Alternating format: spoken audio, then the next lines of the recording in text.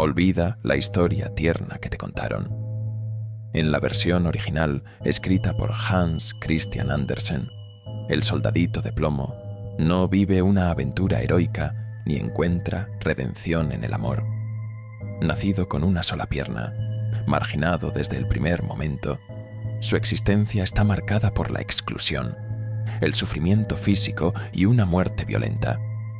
El viaje no es mágico, es un descenso al dolor, al fuego y al olvido. Aquí, el amor no salva, solo arde. El último vertido de plomo cayó en el molde sin fuerza. La caldera había escupido su última bocanada de metal líquido antes de apagarse, y lo que salió fue insuficiente. 24 soldados perfectos, firmes, orgullosos, alineados como una sinfonía de orden. Y al final de la fila, uno solo, defectuoso. Su pierna izquierda no existía.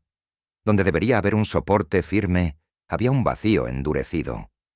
Nadie lo reparó. Nadie lamentó el error. Fue colocado junto a los demás como si no importara, pero desde el primer instante no pertenecía. El taller era oscuro, húmedo, saturado de ecos apagados. Las herramientas colgaban como cadáveres silenciosos.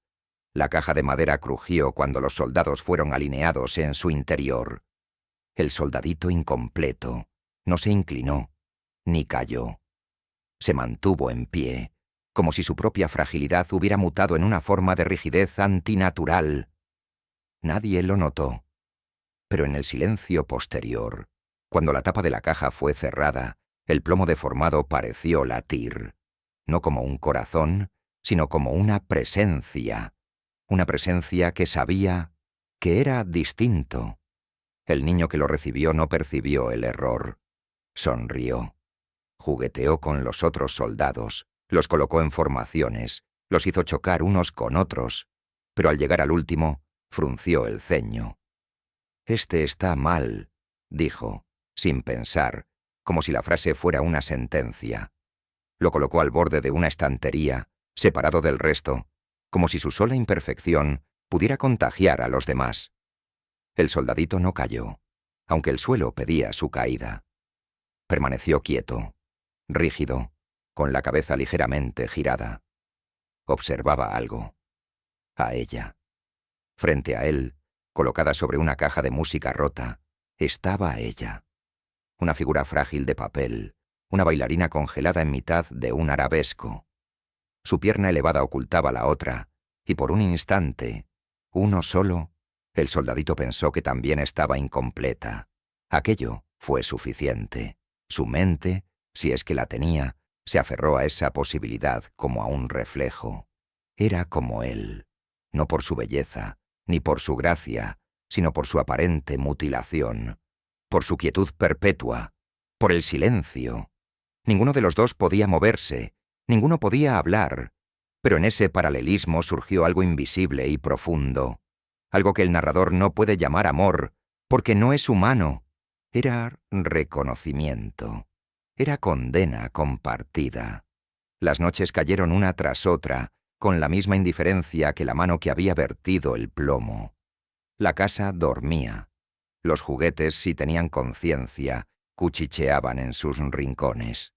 El payaso del tambor tenía una risa dibujada que nunca cambiaba, pero que el soldadito sentía cada vez más burlona. El castillo de cartón, desmoronado por la humedad, parecía observar con grietas que crecían hacia él. Algo en aquella habitación no estaba completo. Ni él, ni los objetos, ni el tiempo mismo. Se sentía atrapado en una escena que se repetía sin lógica. Cada noche el mismo silencio, la misma distancia entre él y la bailarina, la misma parálisis, pero con una tensión que crecía, que se acumulaba como un gas invisible esperando una chispa. Un amanecer, el viento entró por la ventana con más fuerza de lo habitual. Era un soplo húmedo, sucio, que olía a agua estancada y a metal viejo. Fue un gesto diminuto, una caricia en el equilibrio. El soldadito se tambaleó. Fue la primera vez que su cuerpo imperfecto dejó de resistir. No cayó. Aún. Pero el vértigo estaba sembrado. El mundo le susurró sin palabras: «Estás por moverte. Y cuando lo hagas, no habrá regreso». El niño regresó del colegio esa tarde con la energía torpe de quien no sabe cuidar lo que tiene. Revisó sus juguetes sin entusiasmo, dejando a su paso huellas de descuido. Al ver al soldadito en la repisa, ladeado, dijo con frialdad: «Todavía sigue ahí». Lo tomó entre sus dedos sin cuidado, apretándolo más de lo necesario, como si sintiera que el objeto resistía. Luego, sin más, lo colocó junto a la ventana. «Que vea el mundo», dijo, como si el mundo no fuera ya suficientemente cruel. La tarde envejeció en minutos. La luz se volvió plomiza. El cielo parecía fundirse con el vidrio. Desde la posición en la repisa, el soldadito veía todo: la calle húmeda, los árboles que no se movían, los rostros sin expresión de las casas del frente, y en el reflejo del vidrio, el rostro de la bailarina. No miraba hacia él. Nunca lo hacía. Pero él la veía igual. Siempre. El viento volvió a soplar. Esta vez más fuerte. La ventana se estremeció. Y entonces, sin que nadie lo empujara, sin una orden, sin un juego, el soldadito comenzó a inclinarse. La caída no fue rápida, pero tampoco misericordiosa. El soldadito de plomo atravesó el aire como una maldición sin dueño, sin control. Rebotó contra la repisa, luego contra el marco de la ventana, y finalmente fue expulsado al mundo. Su cuerpo golpeó la piedra húmeda del patio con un ruido sordo, metálico, casi hueco, como si el plomo ya estuviera cansado de sostenerlo. Nadie lo vio caer. Nadie gritó. Nadie preguntó por él. Estaba solo, en un mundo que no lo esperaba y que no tendría reparos en tragárselo. La lluvia comenzaba a empapar su cuerpo, y su única pierna se enterraba lentamente en el barro espeso. Dos niños pasaron corriendo por la acera. Uno lo vio. Lo señaló. «Mira este. Tiene solo una pierna», dijo. El otro rió. «Hazle un barco. Que se vaya». Sin darle mayor importancia, improvisaron un navío de papel de diario, rasgado y manchado de tinta que se deshacía al contacto con la lluvia. Tomaron al soldadito con dedos sucios, lo colocaron dentro y lo lanzaron al arroyo que corría paralelo a la acera, un río gris y delgado, nacido de la tormenta y del desecho. El soldadito no protestó. No podía. Pero incluso si hubiese tenido voz, no habría dicho nada. El viaje había comenzado, y no habría regreso. El barquito de papel flotaba con dificultad. Las esquinas comenzaban a disolverse y el agua subía cada vez más. El soldadito, firme pese al vaivén, mantenía su espalda recta. No podía moverse, pero eso no lo hacía menos consciente. El mundo alrededor era otro. El arroyo no era un juego, era una herida abierta entre la ciudad y lo que había debajo. Arrastraba hojas podridas, trozos de tela, pedazos de vidrio. El cielo, convertido en una cúpula de plomo, no dejaba escapar ni un rayo de luz. El viento ululaba entre las rendijas del empedrado, y el agua ya no era transparente. Era espesa, turbia, con el color del abandono. Un sapo gigantesco emergió desde la sombra de una zanja. Su piel estaba cubierta de costras secas, y uno de sus ojos era opaco. Miró al soldadito sin moverse, con la paciencia de los que saben que todo termina cayendo. Luego desapareció en el agua sin dejar ondas, como si nunca hubiera estado allí. Más adelante, el canal se oscurecía. El barquito era arrastrado hacia una rejilla oxidada. El metal parecía tener dientes, y el agua que pasaba por allí no regresaba nunca igual. El papel protestaba con crujidos suaves. El soldadito cerró, si es que alguna vez pudo cerrar, los ojos del alma. La alcantarilla lo tragó con un gemido largo. El barco se volvió un ataúd de papel. La oscuridad era total. Solo los ecos lo acompañaban. Algo se movía en el agua, algo que no nadaba, sino que se deslizaba. Un cuerpo largo, sin forma clara, rozó su pierna metálica y siguió. Más adelante, un par de ojos brillaron desde la negrura. Una rata inmensa, vieja como el polvo mismo, emergió desde la orilla del canal subterráneo. Sus dientes estaban astillados y sus patas parecían hechas de hilo seco. ¿Pasaporte?, chilló. ¿Permiso para viajar bajo la ciudad de los olvidados? El soldadito no respondió. La rata gruñó, luego rió, luego se desvaneció. El agua giró en espiral, el barco comenzó a deshacerse, la tinta se corría como sangre vieja sobre la superficie. El soldadito sintió que el río se burlaba de su rigidez. No lo aplastaba, lo desgastaba, lo erosionaba desde dentro, pero él seguía erguido. En medio del vértigo, mientras era absorbido por el remolino final, su mirada seguía fija en un lugar que ya no existía. La bailarina. No supo cuánto tiempo pasó en la oscuridad, solo que hubo un momento de silencio, uno solo. Luego, una explosión de luz repentina. Un cuchillo brilló en la penumbra. Una hoja metálica, cubierta de escamas, rasgó la carne de algo más grande que él. Un cuerpo tembló. Una mano humana lo extrajo con asco desde el interior de un pez abierto sobre una tabla de cocina. Sangre, escamas, vísceras, todo mezclado, todo caliente. El soldadito cayó con un golpe seco sobre una bandeja de aluminio. Estaba cubierto de mucosa, pero intacto. La cocinera gritó: «Mira esto, estaba dentro del pescado». Una voz infantil respondió: «Es mío, es mi soldadito». El mismo niño, la misma casa, el mismo lugar. El destino lo había devuelto, no como redención, sino como condena circular. El niño lo limpió con desdén y lo colocó nuevamente en la repisa. Frente a él, la bailarina. Aún estaba allí, igual de inmóvil, igual de frágil. Pero algo en su rostro, apenas perceptible, parecía haber cambiado, como si también hubiera envejecido. Esa noche, mientras el viento arrastraba cenizas por las calles, el soldadito no durmió. No porque no pudiera, sino porque sabía. Lo peor no había terminado. Había regresado del agua, pero el fuego aún no lo había probado. El cuchillo, ya sin filo, terminó de desgarrar el vientre del pez con un sonido húmedo, como si partiera una fruta podrida.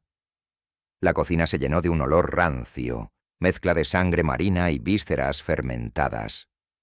Entre aquel charco tibio, viscoso y espeso, emergió una figura diminuta, rígida, cubierta por una película gelatinosa, el soldadito de plomo. La cocinera gritó como si hubiese sacado un cadáver del pescado. Lo sostuvo con 2 dedos, con asco y desconcierto, observando su único miembro inferior aún firme, aún recto. «¿No es este el muñeco del niño?», preguntó a nadie. La voz del pequeño respondió desde otra habitación: «Es mío. Es el que tiré por la ventana». Y sin más, lo recuperó. Nadie se preguntó cómo había terminado dentro del estómago de un pez, ni por qué seguía intacto, sin óxido, sin grietas. Como si algo, una voluntad más allá del metal, lo hubiese preservado. El niño lo llevó de vuelta a la habitación. Lo colocó sin ceremonia sobre la repisa, justo frente a la bailarina de papel. Ella seguía allí, suspendida eternamente en su movimiento falso, el tutú rígido, la pierna levantada en su pose inacabada. La habitación había cambiado. Los juguetes, todos, estaban en silencio. Ninguno osaba mirar directamente al soldadito. No porque fuera especial, sino porque había vuelto. Y los que regresan de donde no deben, no lo hacen sin llevar algo consigo. La humedad de la travesía aún se aferraba al cuerpo del soldadito, como si el agua se negara a soltarlo del todo. Su superficie ennegrecida por el viaje y el estómago del pez contrastaba violentamente con la blancura casi luminosa de la bailarina. Pero aunque la distancia física entre ambos seguía siendo mínima, parecía que un abismo los separaba. Ninguno podía moverse, y sin embargo en el centro de esa habitación inmóvil, todo temblaba. El castillo de cartón, decorado con hilos de oro deshilachados, tenía ahora una torcedura que antes no tenía. El tambor había perdido su parche, y su boca de madera abierta parecía emitir un lamento mudo. El payaso de cuerda, con su sonrisa perpetua, no se movía, pero sus ojos ya no estaban alineados. Algo en la atmósfera se había roto desde el regreso del soldadito. Algo imperceptible para los adultos, pero tangible para las cosas sin voz. Los juguetes, que antes lo ignoraban, lo temían. El niño lo observaba con una mezcla de repulsión y morbo. A veces decía en voz baja que el soldado miraba demasiado, aunque sus ojos eran dos manchas sin brillo. En la noche, la habitación pareció contraerse.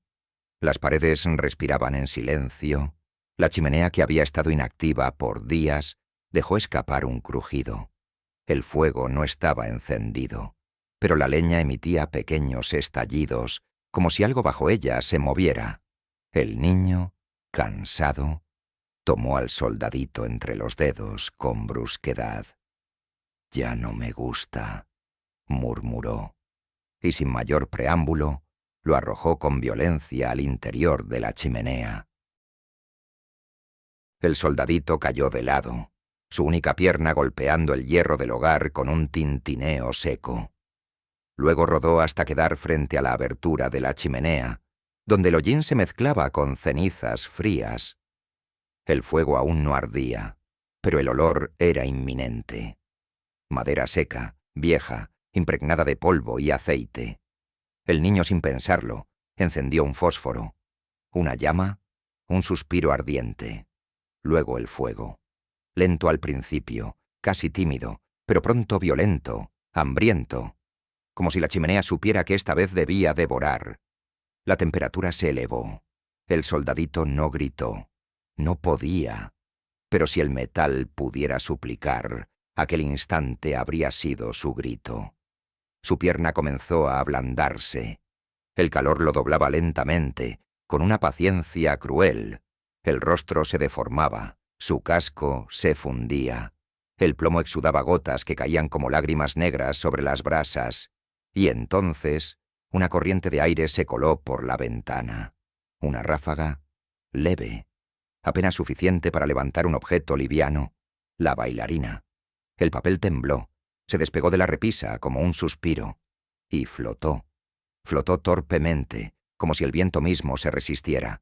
Cayó en espiral, girando una y otra vez, y aterrizó justo junto a él. Al tocar el fuego, el papel crujió como una piel seca. Las llamas la abrazaron sin resistencia. En segundos, el tutu se oscureció, sus bordes se consumieron, su forma se perdió entre humo y ceniza. Pero, por un momento, un único y eterno instante, los ojos de plomo y los ojos dibujados se encontraron. No hubo palabras, no hubo consuelo, solo la certeza compartida de que ese era el final que ambos estaban destinados a vivir. Cuando todo terminó, la chimenea se apagó. En la mañana, al remover las cenizas, la ama de casa encontró una figura pequeña, irreconocible, fundida y retorcida. No era ya un soldado, no era ya nada. Y entre los restos calcinados, como si el fuego hubiese tenido compasión o ironía, una pequeña flor de papel carbonizado flotaba, descendiendo lentamente, hasta posarse sobre el corazón derretido del soldadito. El amanecer no trajo claridad a la casa. La luz se filtraba como si hubiese atravesado un velo sucio, un cielo enfermo. El humo de la chimenea aún se enroscaba lentamente por la sala, aunque nadie había encendido el fuego esa mañana. Una mujer barrió las cenizas con desgano. Su escoba empujaba los restos carbonizados de la noche anterior formando un montículo indistinto de brasas muertas, polvo oscuro y fragmentos irreconocibles. Pero entonces algo resistió el movimiento. Un objeto duro, frío aún en medio del calor extinto. Lo levantó con la punta de los dedos y lo observó en silencio. Era una figura derretida, deforme, sin rostro, con una curva torcida que alguna vez fue una pierna. En su pecho aplanado, pegada como una cicatriz de ceniza, yacía una flor de papel quemado, imposible de separar. La mujer no dijo nada, ni horror, ni asombro. Solo envolvió aquella cosa en un trapo y la arrojó a una vieja caja de madera en el rincón más alto del armario. Nadie volvió a hablar del juguete, nadie preguntó por él. Pero esa noche, y todas las siguientes, el fuego volvió a encenderse, solo, sin chispa ni cerilla, con un crujido leve como un suspiro contenido demasiado tiempo. Desde entonces, el calor nunca abandonó el salón.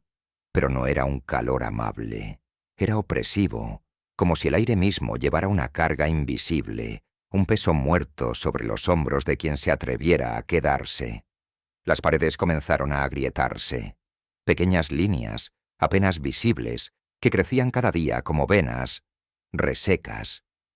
En las madrugadas, los juguetes crujían, no por movimiento, sino por contracción.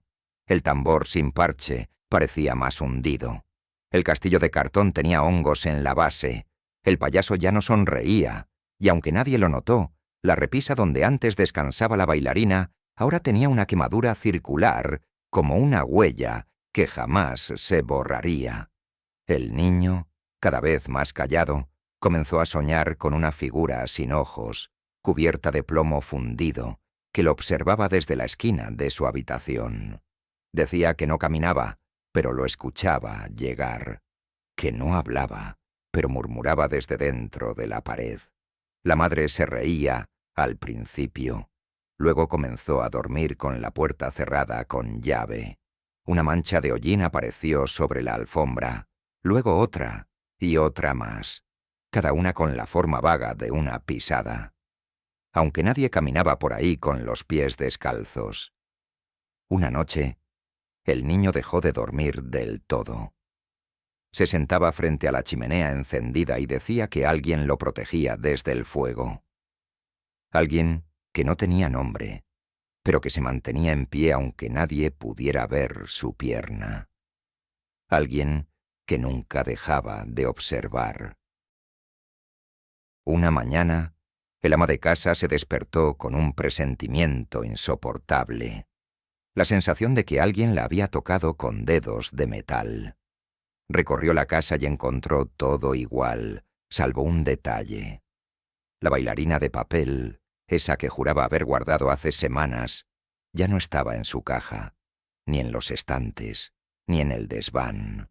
Nadie la vio caer, nadie la había tocado, pero su ausencia era palpable, como si el vacío que dejaba tuviera peso propio. Buscando respuestas, subió al armario donde había escondido la figura derretida. Abrió la caja lentamente. Allí seguía, pero sobre su superficie deforme había algo nuevo. Un rastro de papel quemado que no estaba antes, como si la bailarina, o lo que quedaba de ella, hubiese regresado, o nunca se hubiese ido. Desde ese día, las ventanas se empañaban incluso sin frío. La chimenea, aunque vacía, ardía a cada anochecer. El niño dejó de hablar. Solo murmuraba versos incomprensibles mientras dibujaba formas circulares en el polvo. En cada rincón de la casa, el olor a plomo quemado se hizo parte del aire.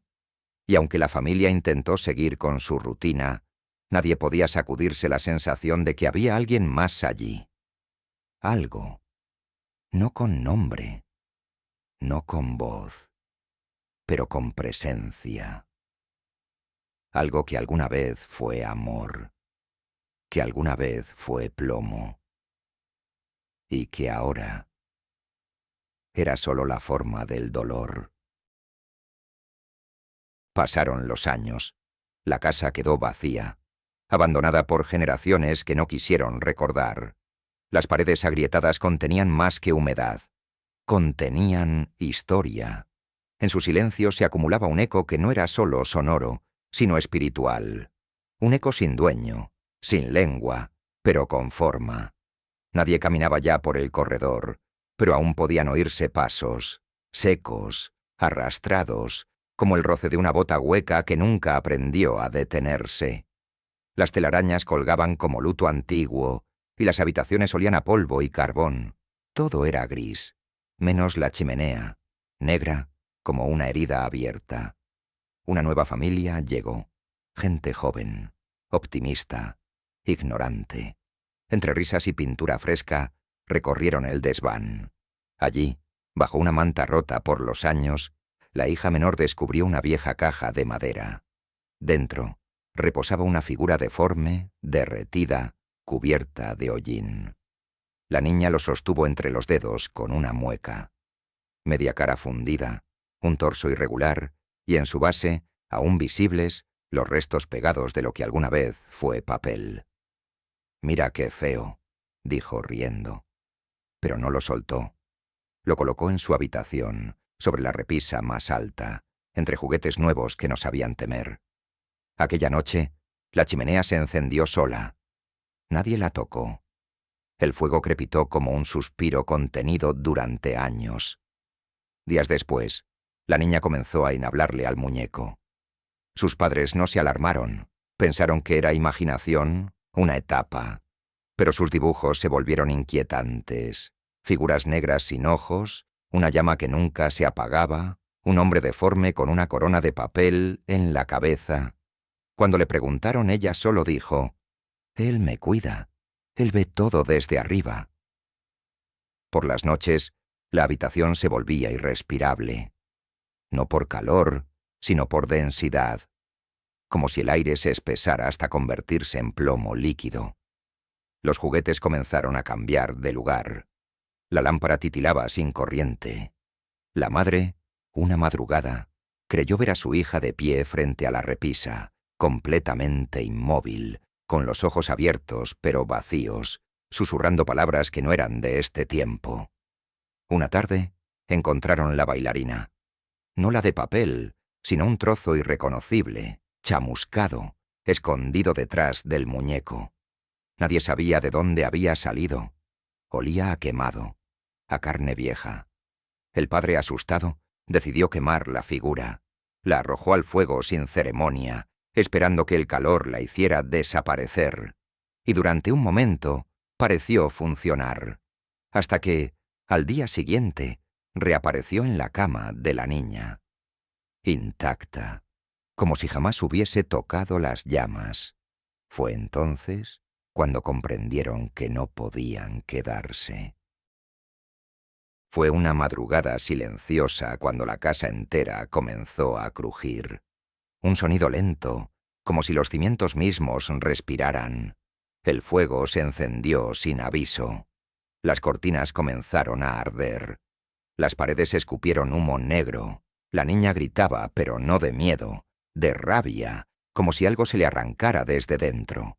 El padre trató de romper la ventana, pero el cristal no cedía. La madre cayó al suelo, respirando ceniza.